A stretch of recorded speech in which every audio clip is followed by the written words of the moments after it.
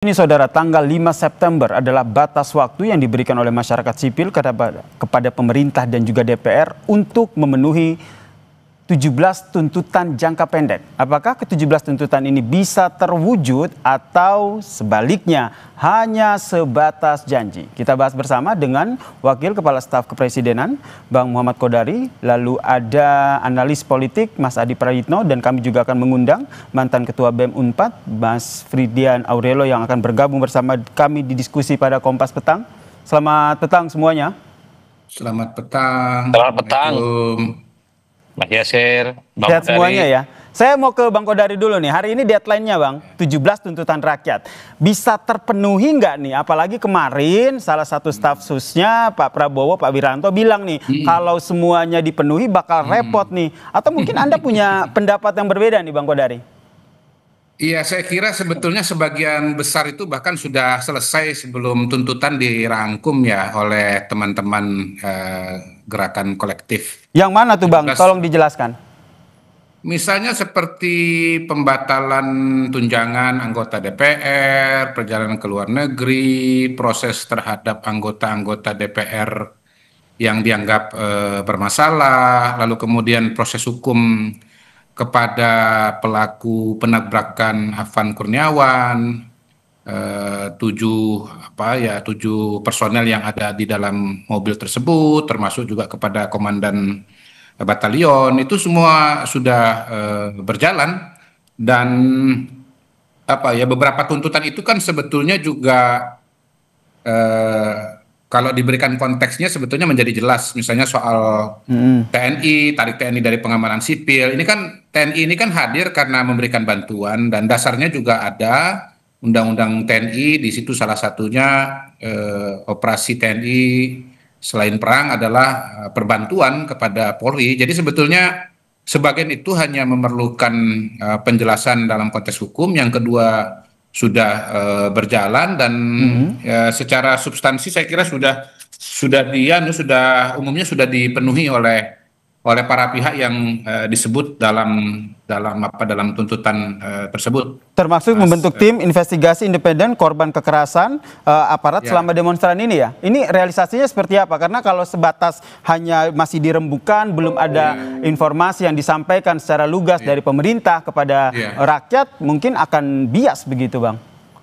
Iya, kalau saya kembali kepada substansi ya, yang diinginkan adalah keadilan, yang diinginkan adalah proses hukum yang berjalan dengan baik, dan itu sudah ditegaskan beberapa hari yang lalu oleh Presiden sendiri bersama ketua-ketua umum partai politik beliau.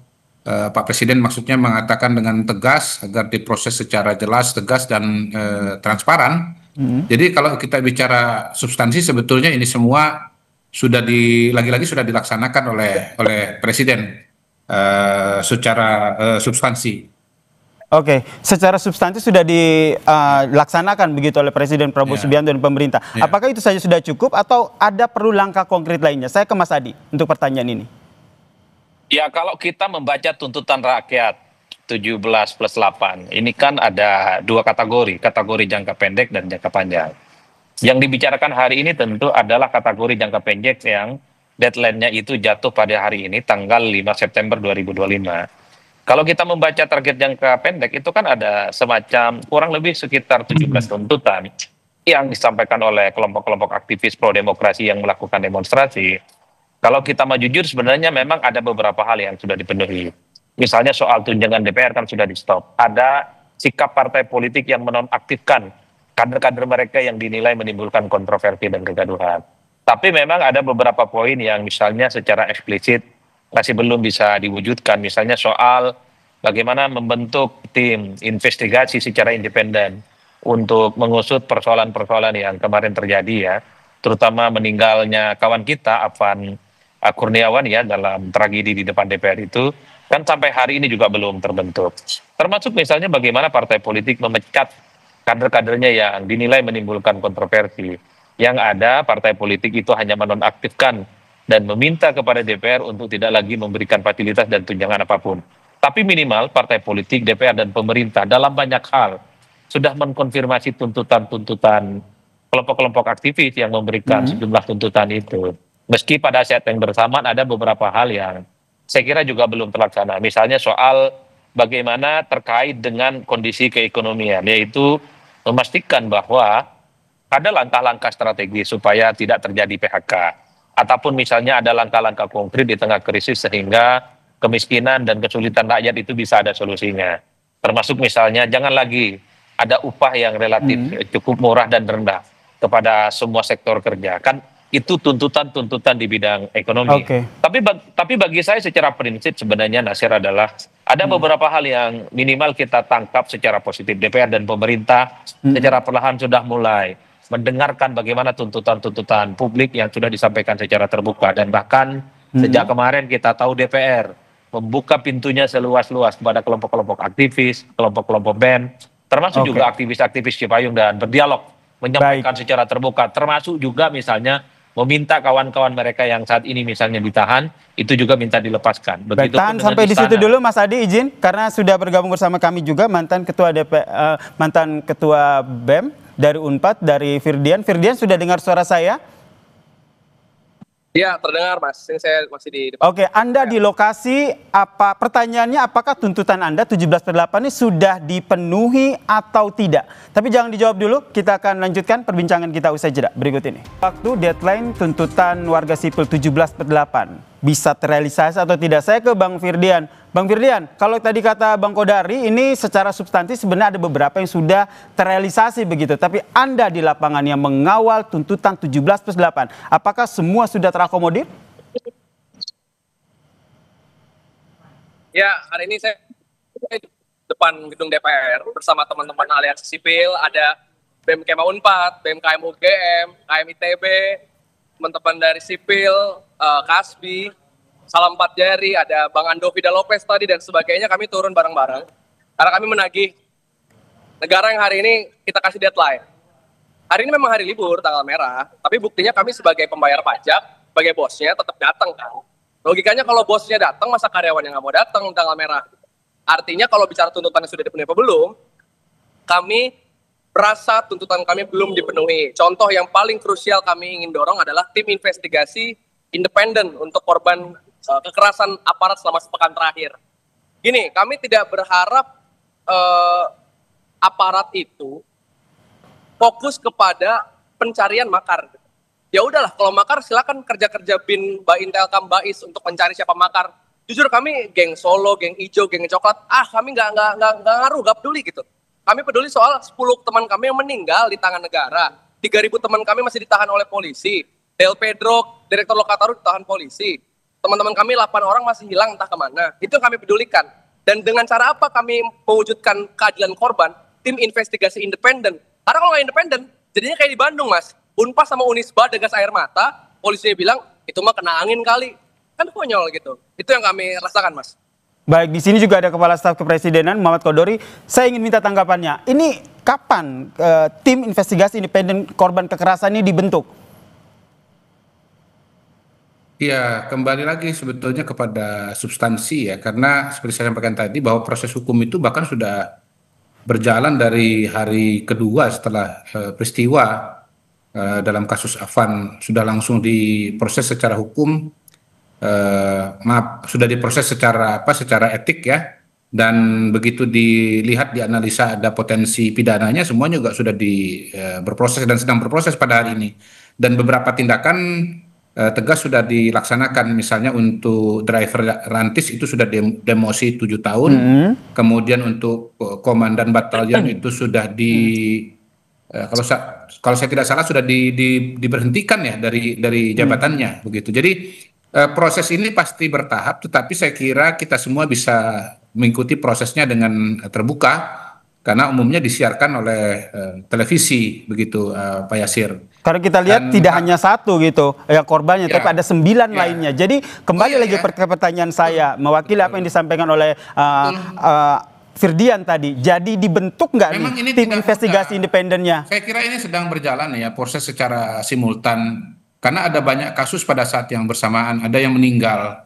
Mungkin soal yang meninggal ini 10 tadi saya maaf ya punya persepsi yang berbeda setidaknya pada hari ini dengan yang disampaikan oleh Firdian tadi. Misalnya yang di Makassar, saya kira tidak bisa dikatakan bahwa di situ adalah tangan negara karena yang meninggal di DPR itu kan justru korban kebakaran dari gedung DPRD yang notabene disulut oleh perusuh yang membakar gedung DPRD, dan dan itu tentu saja bukan aparat hukum yang bertindak pada waktu itu. Jadi Baik. saya kira harus diproses satu-satu, termasuk juga polisi sedang memproses anasir-anasir perusuh di berbagai titik di seluruh wilayah Indonesia, kan jumlahnya banyak. Jadi tidak bisa pukul rata. Kalau misalnya nanti ternyata hasilnya tidak memuaskan, mungkin saja ada usulan-usulan. Tetapi saya kira ini sekali lagi sudah Oke. diproses dengan sebaik-baiknya. Baik, saya ke Mas Adi, konsekuensi politiknya apa kalau tuntutan 17+8 ini tidak semua terpenuhi? Ya, saya kira memang secara prinsip pasti akan dinilai oleh publik bahwa pemerintah, DPR, partai politik, dan tim ekonomi itu belum bekerja secara maksimal. Karena 17 tuntutan itu kan belum sepenuhnya. Tapi kan kita juga harus membaca secara realistis, Mas. Memberikan waktu kurang lebih misalnya seminggu untuk merealisasikan 17 janji, itu tentu bukan perkara gampang. Tapi kalau saya tangkap itu adalah niat baik, progress report yang sudah dilakukan oleh partai politik, DPR, dan pemerintah. Partai itu kan jelas, sudah menonaktifkan 5 anggota dewan yang dinilai menjadi biang huru hara. Meski pada saat yang bersamaan kita juga melihat bagaimana partai politik tidak memecat. Karena salah satu tuntutannya adalah memecat kader-kader partai yang ada di DPR yang kemarin menimbulkan kontroversi. Termasuk juga misalnya bagaimana DPR sudah berkomitmen.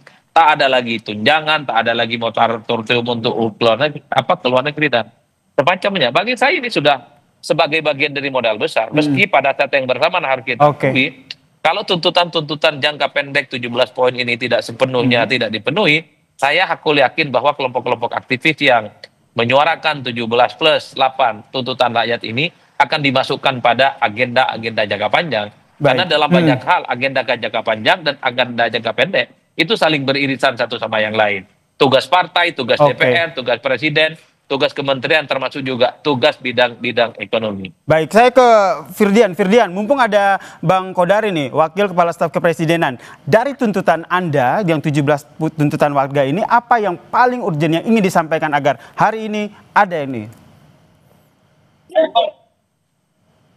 Semuanya, kenapa 17 tuntutan itu cuma 1 pekan? Karena biasanya kami menghitung visible sekali kalau negara punya political will untuk mengungkapkan hal tersebut. Tapi kalau ngomongin paling urgent adalah kita ngomongin soal keselamatan warga sipil. Negara sudah seharusnya menjamin keselamatan dan rasa aman untuk warga sipil.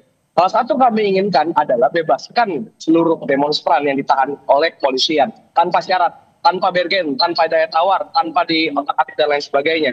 Kenapa? Karena mereka-mereka yang juga akan menjadi saksi di lapangan seperti apa yang terjadi. Ini saya melihat nuansa di mana diberikan gitu ya. Terus kepolisian membuat berbagai tagar-tagar aman bersama rakyat dan lain sebagainya. Tapi tidak ada satu berita pun yang saya lihat soal kepolisian dipecat, dipenjara, melakukan kekerasan. Bagaimana polisi yang, tapi kan itu yang nobrak Afan juga akhirnya dipecat. Ya iya Afan doang. Emang cuma Afan yang meninggal di demonstrasi ini? Ada 10 yang meninggal di demonstrasi ini.